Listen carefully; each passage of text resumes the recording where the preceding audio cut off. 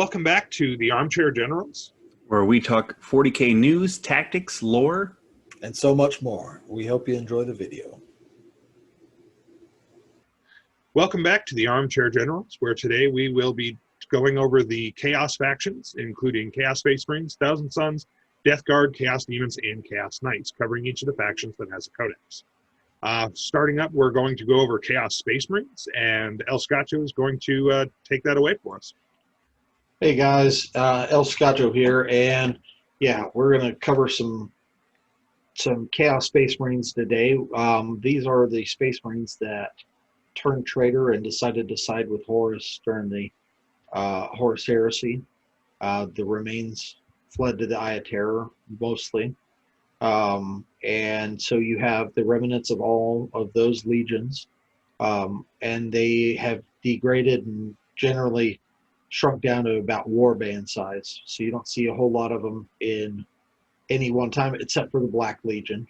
depending on if the author needs them or not in their book, too. That's true. I just read a book, or I'm reading a book, and I know Crash did Shroud of Night, and it just seems like there's an awful lot of Chaos Space Marines there. Yeah, but they band together and break apart, and band together and break apart all the time. So there might be a big mix of guys in your army. You could see Iron Warriors and thousands. Well, I mean, yeah, Thousand Sons and Nurgle and all that mixed in together. And speaking of which, that also you've got representations of each of the four Chaos Gods. You got Khorne Berserkers, Noise Marines, Plague Marines, and the Rubric Marines. Rubric Marines, that's it. Thank you, Noah. And they're a real fun army. They play a lot like regular Space Marines, but they have some weapons that regular Space Marines don't use anymore, so that you don't really see them. And they also have extra magic thrown in, which is kind of fun. And spiky bits. And spiky bits. Yes, spiky bits. Nice. All right. And to kind of touch more on those other Marines, Noise Marines, as we know them, they're servants of Slaanesh. They're Marines that have devoted themselves to excess and pleasure and pain. And they tend to use sonic weaponry, so they kind of look like they're playing super awesome guitars and have all these pipes and speakers all over them, and they tend to be painted in really contrasting and clashing colors, kind of like a 80s hair metal band. And then the Khorne Marines are the Marines that have dedicated themselves. One actual legion pretty much went wholesale, the World Eaters. So a lot of the Khorne Marines that you see painted up are former World Eaters, but any Marine in Chaos can technically devote themselves, and they are almost solely focused on melee. So you see a lot of bolt pistols, sometimes plasma pistols, and chain weapons. They play pretty much like any of the other melee heavy factions. Run, charge, get into combat as fast as they possibly can. And that's pretty much it for the Chaos Space Marines. So a little history there to expand on what El Scotcho was talking about is if you ever hear an old Grognard player, which just means someone who's been in the game for a long time, ever talk about the Rhino Rush, they are having either fond memories or horrific nightmares of Khorne Berserkers and Rhinos just racing across the field to just come slam them in their face with chainsaw axes. Or Black Templars, or Space Wolves, or there's a few factions that were pretty good. You're not wrong, but I believe Khorne Berserkers just took it up to 11. Yeah, I would agree with you there. And not only that, but the Khorne Demon engines, like the Defilers and things like that, are pretty nasty too. I mean, I've played Black Templar. I know El Scotcho played Black Templar. I know you played Black Templar at one point there, Nova. And the both of you played Space Wolves, but I know for me, yeah, it's flashback style to Khorne berserkers pouring out of rhinos and ripping my armies to pieces. Oh, I remember Ruben's army of Khorne berserkers. There's so many Khorne berserkers. Well, if you guys remember, there was no penalty to drive in reverse. So when I did the Rhino Rush armies, my rhinos were going backwards all the time. That way, that troop hatch was facing the bad guys. It was just armor 10 on the back. That was the only penalty. Because it was 11, 11, 10, which didn't make a whole lot of difference. Yeah. Because back in the day, 3rd edition, 4th edition, 5th edition, you had armor values on your vehicles, and they only had a single wound. Once you blew them up, they were gone. Yeah. To overcome their armor value, which was difficult even with heavier weapons sometimes. Sometimes, although with armor 10, you could get a lucky shot with a bolter if you hit a 6. Yes, I lost more than a few land speeders to bolters. Yep. I'm very glad vehicles have wounds now. All right, to go into a little bit more depth on some of our Chaos factions, I'm going to pass the torch over to Nova Star and let him describe one of his other favorite factions there. So, we're going to be talking about the Thousand Sons. So take everything you like about Chaos Space Marines, the spikes, the maniacal mustache-twirling villains, and add in sorcery and magic. They are like the epitome of spellcasters in the 40k universe. Every single one of their units is a spellcaster, and every one of their Chaos units is a spellcaster. All their heroes are the equivalent of master psychers in other armies. They're riding around on magic disc, throwing warp fire and lightning bolts at people. It's just really cool. And they're also the first Chaos army to get their Demon Primarch back. And when he came in, they made a whole campaign of a mini war on the Space Wolves' homeworld of Fenris, because the Thousand Sons and the Space Wolves hate each other. There's this whole mini campaign where he came back. They used the stolen magical essence of Fenris to actually bring in their planet of sorcerers from the warp, which is basically hell, and transition it to the physical universe. And it's where it's orbiting the ruins of Prospero, which is their old homeworld, which the Space Wolves blew up in the Horus Heresy. Prospero. Like wrecked hard.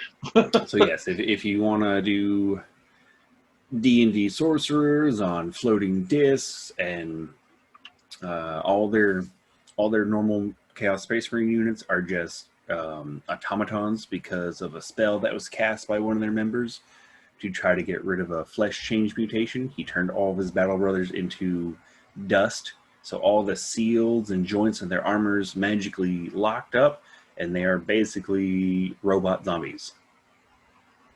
And if they die or get pierced, the space dust just floats out and coalesces into a new body in a new area. Oh wow, I didn't know that aspect of their. Yeah, so only the unit sergeants and the characters are actually cognitive and have thought. Everyone else in the army is basically just a golem that the other guys are telling to do things. Oh wow. Yep. And sometimes the sorcerers will have mind battles with each other, so they'll look like that South Park episode where they're going no with the psychers, and then whoever wins will take the other guy's retinue of Rubrikai, and they're mine now. It's really sad. They almost see them as just chess pieces, not even battle brothers. And a few Aramon are actually sad. They're like, oh no, that was my brother. And they still care about them. But for the most part, the rest just see them as tools. So nah. Well, Arimon, maybe you shouldn't have turned them into servitors. Yeah. From a casual player's aspect, they are some of the coolest looking models in the game, to be completely honest. Also, some of the most difficult to paint very well because they're very detailed. Definitely need to do them in stages. But yeah, the models, like you're saying, are cool because they actually have their psychic powers modeled onto them, so you can have the balls of fire and the lightning thing coming from their fingers. There's so much trim on those models. Yeah, they So They much. have an Egyptian theme too. So I mean, I love my Thousand Sons, 100%. But painting them has been a chore.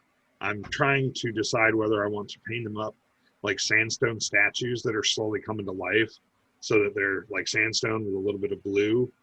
Oh, that'd be really cool. Or as like an entirely like ethereal force, almost like the Legion of the Damned. That's funny because there's a story that actually has something like that. So the Thousand Sons are also like farseers, and they look into prophecy in the future. And Ahriman thinks that there's going to be something happening on this planet, so he buries like probably 100 rubricae. And then over that time, the Inquisition build a fortress over that spot. So when Ahriman needs to assault it, he just like wakens the rubricae up, and they're already inside the fortress because he planned ahead. Because just as planned. Just as planned. Oh, I'm looking forward to seeing if they get the updated flamer ranges. Oh, I'm sure they will. Well, luckily, some breaking news. GW dropped today that there's going to be, when the Marine Codex hits, there will be a day one patch for other armies who use war gear that are similar or the same. It's exciting because usually you have to wait for updates like that till, Factions Codex comes out. But updating universal weaponry that way, very useful. Yes. And wasn't the bolter going to range 30, which means their Hellfire bolters will too? Oh man. On the Rubricae Marines? I don't know if they do that. Makes me all kinds of happy. I mean, those changes, the Flamers going up to range 12 and the Bolters going up to range 30, those changes alone would really make them more competitive. I mean, they're already really competitive, so. One last note, they actually get Beastmen. So they get Zangors. So they get Zangors, which are avian-style Beastmen. So just think of Skeksis that are way more mobile. Yeah, that's pretty accurate description. Like tall, lanky, movable. On mine, El Scotcha is going to like this. Mine, at least the unit champions, were present for the Battle of Fenris, and I have wolf pelts on their backs from trophies they took. Oh, okay. Any other thoughts on Thousand Sons? no, I think he covered it rather well. I have 999 problems, but 1,000 Suns ain't one. So next faction that we're going to cover is the Death Guard. The Death Guard are devotees of Nurgle, the god of decay, plague, death, everything gross. Also, in a weird way, life and rebirth. It's a very messed up cycle. Yeah. Oh, and they're all like to laugh and have a good time. I mean, that is true. Grandfather Nurgle, they call him Grandfather Nurgle. He's probably the best Chaos God to serve if you're going to serve a Chaos God, aside from the whole pestilence and plague and decay part. But he's the only one that doesn't really punish his followers. He rewards them. Yeah. The other Chaos Gods are very fickle and will punish, destroy, consume their followers for failing.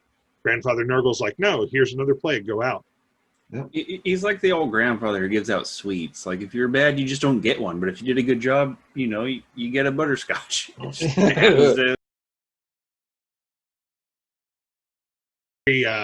Very stalwart army, very tough, very hard to move off the table as far as play style. They're very difficult to clear. They do kind of an inexorable march sort of deal. Once they get onto an objective, you've got to bring a lot of firepower or melee power to bear to bring them off of it. And they employ a lot of plague spewing weapons and plague bomb weapons and things like that. A lot of it that wounds on certain amounts, depending on what their fire on non-vehicle targets, things like that. And their demon engines are so good with the bloat thralls and the plague burst crawlers. Yeah. And from a casual standpoint, they very much have a really cool aesthetic. They're rusty, they're grungy, they're drippy, gooey, tentacle covered. It really grosses Crash out. He's really if you're a new painter, you can pick up contrast paints, and it beautifully applies to these guys because they have so many dips and cracks and crevices. Yes. To where it pools correctly, and even with the lower level of skill, you can get an army out there pretty quickly, looking fairly good. Oh yeah, That's true. That's very true. Contrast paints work very well with pretty much all Nurgle models, but especially Death Guard, because you don't have the big well, not necessarily flat, the big smooth surfaces that you have with like a lot of other Space Marines, where you get coffee staining and things like that. It really flows into those cracks and crevices very, very well. Funnily enough, you almost want a little coffee staining on the Death Guard because it looks in character and it looks better. And that's true. That's true. I mean, not a whole lot, so you still want to control it with your painting, but a little bit will actually make your model look better, where on other models it makes it look worse. And if you're a truly skilled painter, I mean, you can make them look amazing with not a whole lot of work. yeah. Actually, recently, Kenny Boucher over at Next Level Painting has been painting his Death Guard army and showing off what he's doing. And admittedly, he puts a lot of work into his, but his Death Guard look incredible. And he knocks them out pretty quickly. I've seen some really amazing Death Guard work that didn't take a whole lot of time just because of all the little gnarly bits and pieces and the ability to use contrast paints on them. That is a model that contrast paints work very, very well for. Whereas like Thousand Sons, they don't. Even though they've got a lot of bumps and bobs and stuff, they're too pristine looking. It just doesn't really work as well for them. No. And if you love The Walking Dead, you are in for a treat because they have zombies. They do have zombies. Actually, the Poxwalkers that Nova's mentioning are going to be starring in that new 40K game that the makers of Vermintide are doing. Ooh. Yeah, the introduction clip that they showed at the Xbox showcase had some Poxwalkers. The guardsmen turn around, the inquisitorial stormtroopers, they turn around and there's just this field of Poxwalkers. Yeah, that sounds like a really fun video game. It does. All right, so we have covered Death Guard. We thank you for joining us. We have been the Armchair Generals. If you like this content, make sure to smash that like button, hit subscribe, and then you'll never miss an upload from us. And remember, Ave Dominus Nox.